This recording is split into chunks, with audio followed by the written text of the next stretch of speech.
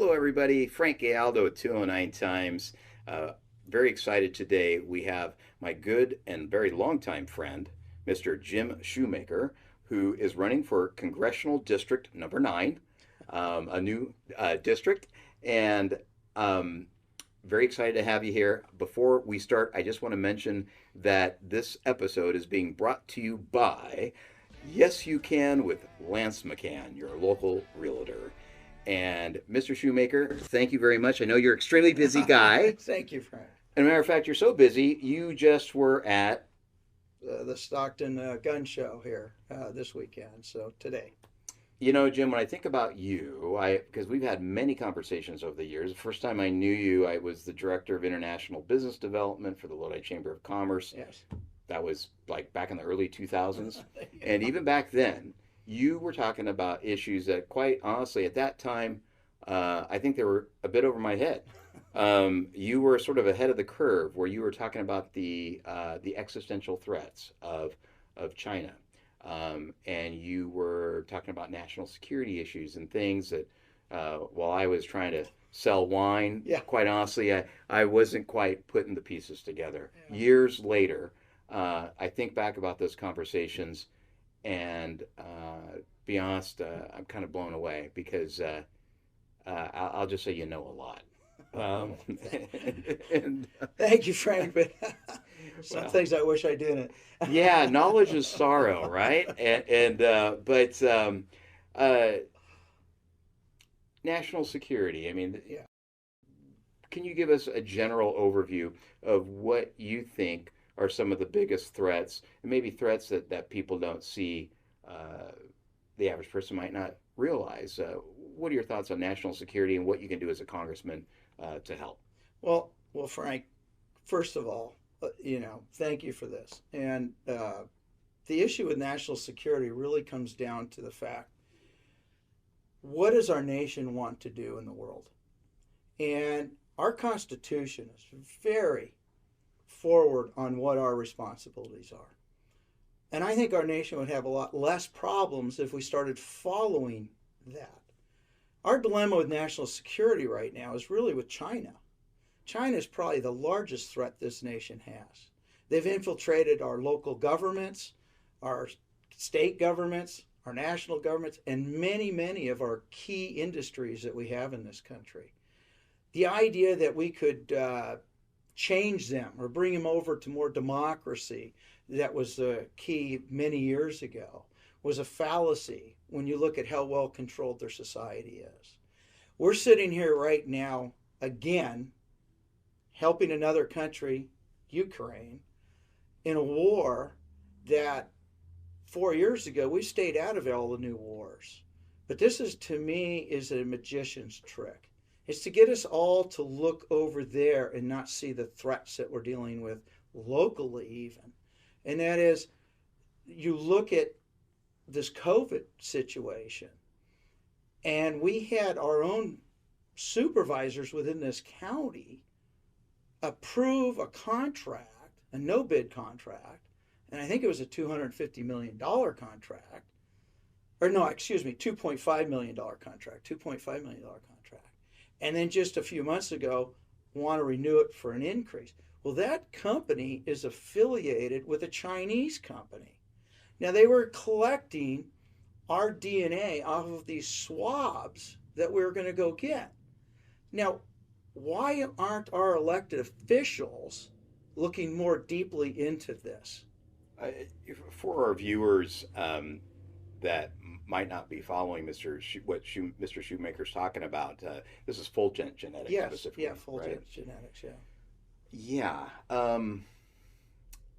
and I think this is an interesting example where the national threat, you can see it, a microcosm Yes. of what's happening right here in San Mhm. Joaquin County. Exactly, because what we're dealing with is, this is local. This affects us here. Our citizens from every city within this county, and the county residents here, are affected by these contracts. But this company is affiliated with companies down in Southern California and the Los Angeles area, And now my understanding is there's investigations going on down there.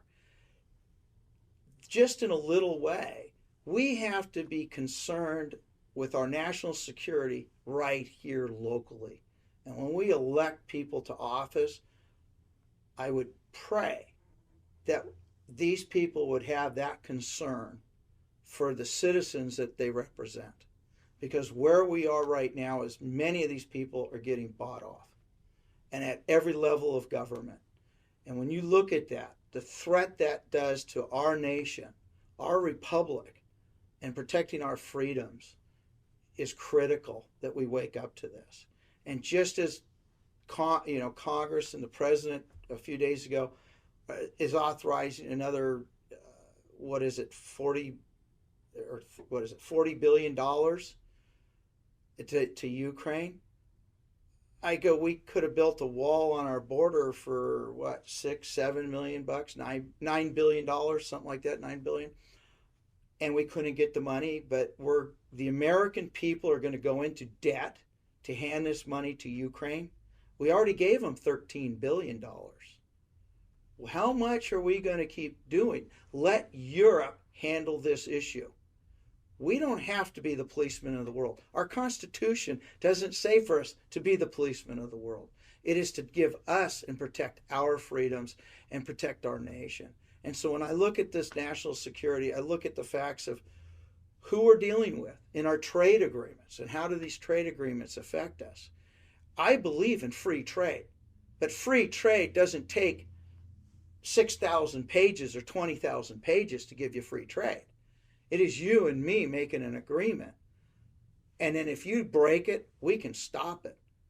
But I don't need the world to tell me as a United States citizen what I can and can't do somewhere else if I make an agreement with somebody. And I think, like what you had mentioned earlier, we have a fantastic community here with wine being sold all over the world out of Lodi, one of the largest wine producing regions in the United States. And China is putting tariffs in different forms on many of our goods that we have from this country. I want to support nations that support us, not working against us.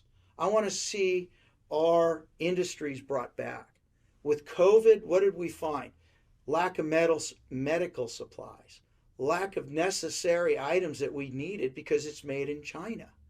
We're now sitting here with a fertilizer shortage. We have the most fertile land in the United States right here in this beautiful region that we live in.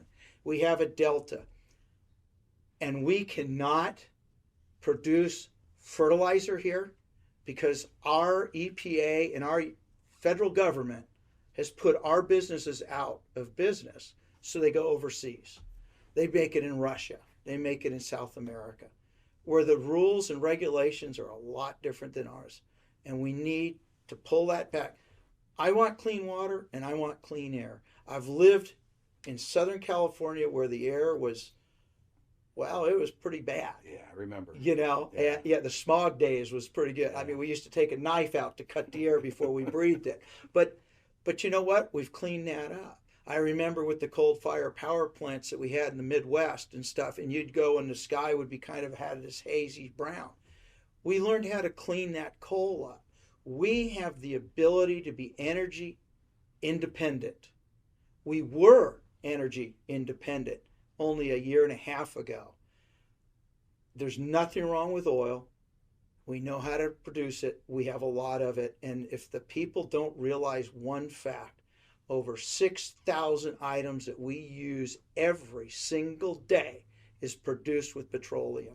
There's no way to produce most of these items efficiently, cost effectively, so that our families can live the life that we live, that the rest of the world, most of the world, does not live like us. We're blessed. Jim, you've actually kind of touched on this already, but if you were to become our congressman, what kind of things do you think that you could implement to help national economy, but even more closer to home? What could we do to help our local economy? We need to help our farmers. Our farming industry is the number one industry in this county, but in this region. And as a ex trucker and a trucking business owner, back a number of years ago, regulations, the federal government just kept putting more and more regulations on us. And I used to talk to some of my farming friends who always laughed because they didn't think anybody'd come after them. Well, they're coming after our farmers now. Yeah. And the dilemma is you look at the amount of people that are employed outside of farming that are connected to farming. And you're taking a huge group of people off the market with the devastation to farming. And in our region, we're so blessed. We have the Delta, that we have deep water ships that can come to the Stockton ports. We have all the major rail lines coming through here, and we have warehousing and trucking. And I mean, and our airport. Our airport, a number of years ago, I believe thanks to Alex Spanos, because he wanted the president to land here, Yeah. he got our runway extended so we can land the basically 747s here. Right. And fly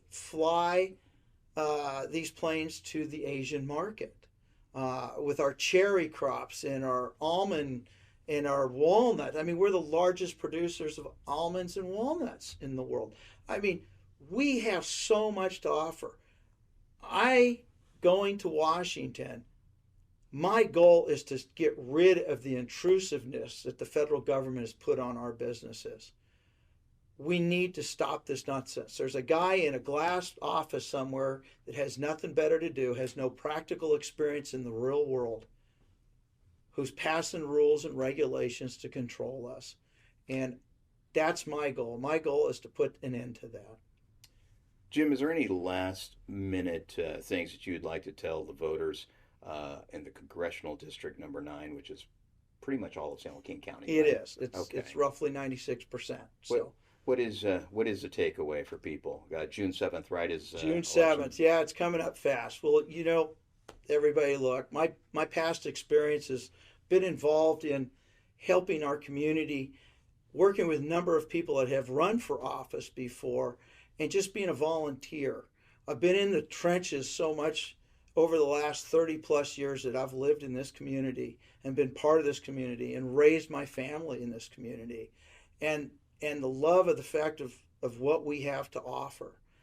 My goal is to remove and stop the nonsense of the regulations that the federal government is putting upon us, to return to the Constitution of the United States that is very specific upon what we can and cannot do. I used to tell people it's the easiest job you can have if you obey the oath of office that you took, because it tells you what you can and what you cannot do.